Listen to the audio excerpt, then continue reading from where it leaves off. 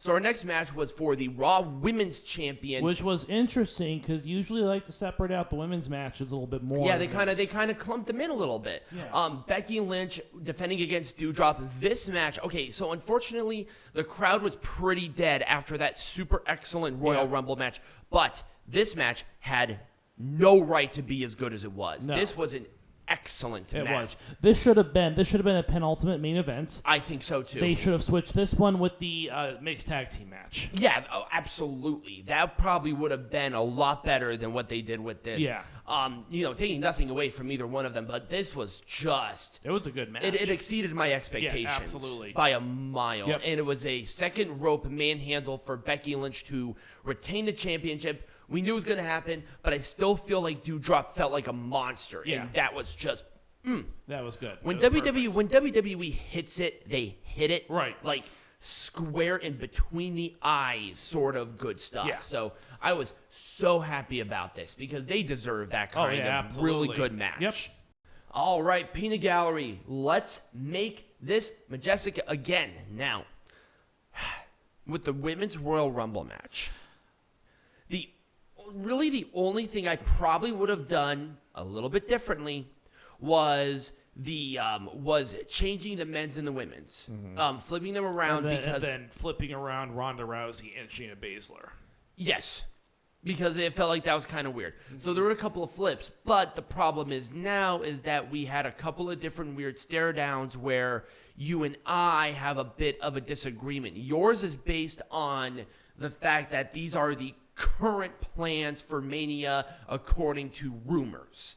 But for me, this is the one I feel like is the most logical choice. I feel like Rousey and Becky would have been is the obvious choice. That's the match that all of us have been clamoring for. I don't think anyone's looking forward to Charlotte versus Ronda Rousey, but that's just what's going to happen at Mania.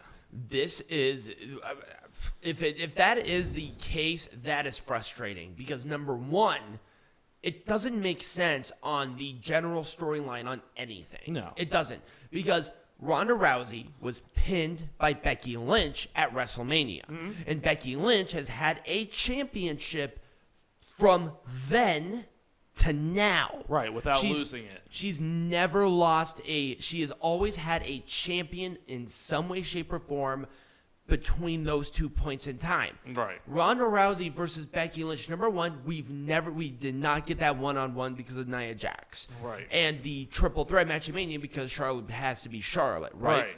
I mean, I'm not dissing Charlotte. She's awesome, but, they got to have Charlotte Flair in there somewhere. Course. So, that is the most logical main event WrestleMania. And they've been booking this forever. Charlotte Flair versus Lita for the SmackDown Women's. Right. That's the clear direction that people want to see. Lita's hit the twist of fate on Charlotte twice now without a comeuppance from Charlotte at all. And maybe the plans will change, but as of right now, we've already had that match. Right. It doesn't make sense. Right. It just doesn't make sense for that match to be the big one. It's like, do you not think Charlotte Flair and Lita is gonna be an awesome match? Lita did great tonight. Yeah. And I think her and Charlotte have a really good fire against each other, and they have a rivalry that makes sense. People want to see that. Yeah, absolutely. And obviously, the dream match still has not happened where Ronda Rousey has to face Becky Lynch. Right. It's obvious. I would not have done anything else about this match. Mickie James coming out the way she did and them respecting her wishes on doing that was so awesome. Mm-hmm. Maybe some of the surprise entrants were a little tacky, and some of them were not good. I just think there were injuries and stuff preventing a few that I would have liked to have seen. So who was injured that you possibly could have thought? Oh, other than Bayley and Asuka are the obvious Bayley ones. and Asuka are set to come back next month. So, I was hoping that maybe they would been able to come back in such a way, but that's one of those things. Also, remember Lacey Evans is still signed with the company, and right? She's training right now to come back into the ring. Again, I know. She had kind of a rough pregnancy too. It's just circumstantial, whatever, you know. It would have made it a little more impactful if it was that way. Right. Was there anybody that really stood out to you as like somebody that could be a big thing later from the Rumble? Like anybody who really stood out to you other than maybe the obvious people? Not really. The only person that I would say was kind of a star in this one, well, number one, Natalya did great. And also Rhea Ripley kind of shined a little bit for me too. Yeah, nothing's going to happen with those two. I know. It's unfortunate, but they just kind of lost their luster. Right. I think Melina coming back, I kind of wish there was maybe a little more on what's happening there. Because she signed with, the NWA. I feel like maybe her saying something as it relates to current NWA wrestler Lita is coming back for it. It's like, that would have been really cool. Right. They obviously had to do the entrance different for Melina because it's not like there's a definitive entrance song for NWA people. Right. So I just love this match. I think by far it was the best women's Royal Rumble, and I did like the winner. People are going to bitch about it, though. This was a great, weird placement for it. There has to be a curtain jerker match. Oh, there it is. Like, there clearly has to. I just feel like this one, based on the rivalry, just didn't make sense to me. Right. Maybe the Becky Lynch Doudrop match would have been really good here. But other than that, I would have done nothing different. I really, really wish they could have done something with Mox, though. Well, see, that's the only thing, is that I wish that Mox would have shown up. It's hard to bring up the Shield without all members of the Shield. It is. And Seth Rollins coming out. I feel like Mox should have been involved in some way. Right. I think that would have been really cool. I'm pretty sure you would have been okay with it. Well, yeah. But at the same time, it's like, I just don't know what the relationship is with AEW right now. So it's just really hard for me to get fully invested into a storyline relating to the Shield without all members of the Shield. Right. It's weird. Like, all the packages, you clearly see him. They're trying to edit him out. It just looks awkward. Yeah. But the structure of the match itself was really good, and I did like how they kept both guys really strong, even at the ending. Kind of weird. Would have maybe done something a little bit different, but it is what it is. The emotion was perfect, though. It was definitely an emotional match. I enjoyed it. Men's Royal Rumble should have been match number 2. Yep. I was very disappointed with these, quote, surprise entrants. Yeah, I was too. I understand that maybe one or two of them was warranted, but you got people on NXT who need to be called up to the main roster. Right. You have NXT. You have a bunch of great people there. What about, like, Braun Breaker or something? No, not Braun Breaker. Tommaso Ciampa. I'm talking about, like, your Tommaso Ciampas, your Pete Dunnes, who have had matches on the main roster. I think Pete Dunne was in a Royal Rumble. Remember, well, see, they don't consider NXT a third brand anymore. I know, and that's so sad. But like I said, I know that there are some people who are on the NXT roster who have been doing matches on the main show. Right. What a great way to introduce them to the main roster. Right, put them in something like this, but they just don't want people to start screaming NXT. NXT, it's like, you're not going to win this. I mean, these people are going to be coming from NXT. They know them.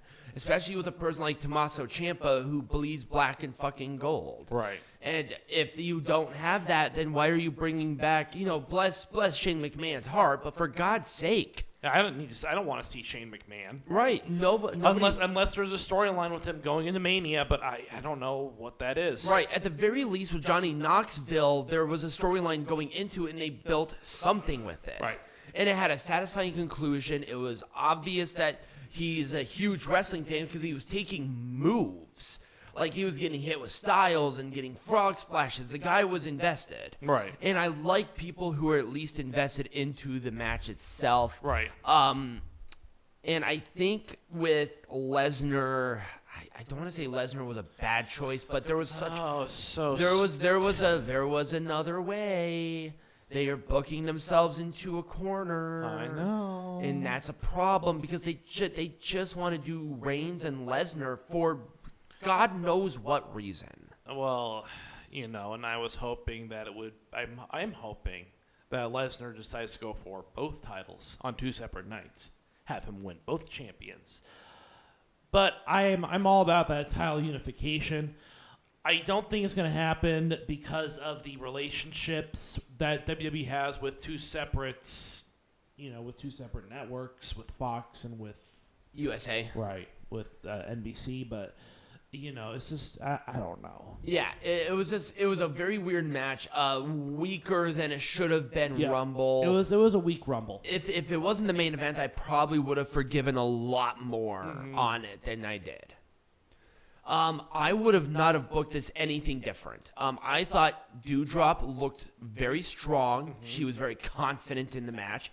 Becky Lynch played that, oh my God, I don't know how to beat this woman perfectly.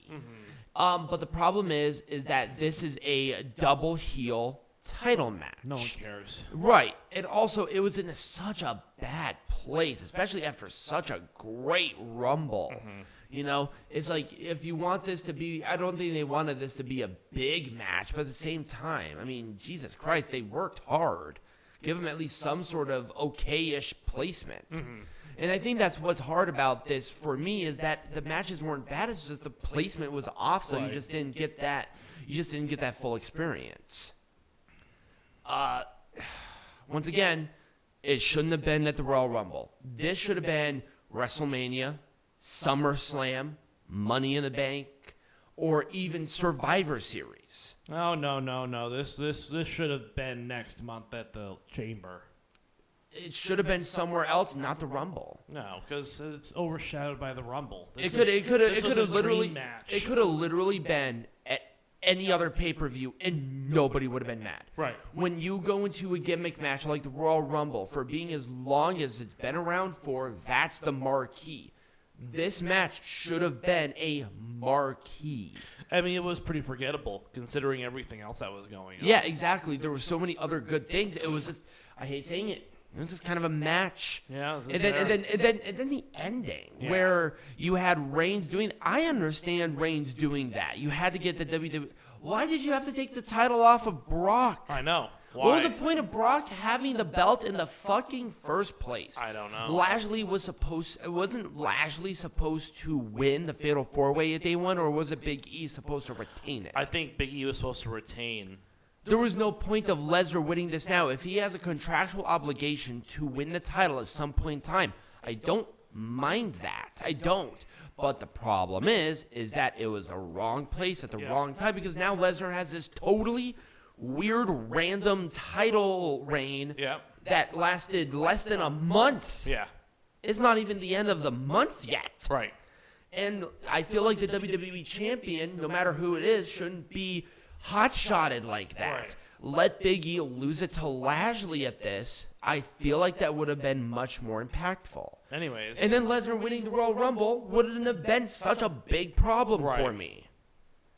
WWE just makes this shit so, I mean, number one, it's good for us, but number two, they just make it so complicated. Oh, God, yes. It was the placement of the match. It was weird. I knew this match was not going to be stellar going into it. It was not supposed to be a stellar match. I think this is the perfect kind of match for the Royal Rumble. It is. It's there. Right. You're going to at least get a good match or an okay match. I like the match personally, but it was not the main focus. Right. And it never was, and nobody thought so. But when you have dream matches and matches with a lot of emotion, you get this. This is just a nice cookie cutter, let's keep family. It's just going to be a mixed tag sort of rivalry. Right. That's different. It's your one that appeals to the women, because the women love this kind of match. Right. Blah, blah, this is your appealing to that. This is your nice little cool down match where you're gonna get a fun little match but it's not going to overshadow anything. Right. But they put it at they put it in such a weird spot right before the main event after, the dream match. It was just all the way around such a weird thing. And to be honest with you, that was the end of the pay-per-view. Yeah.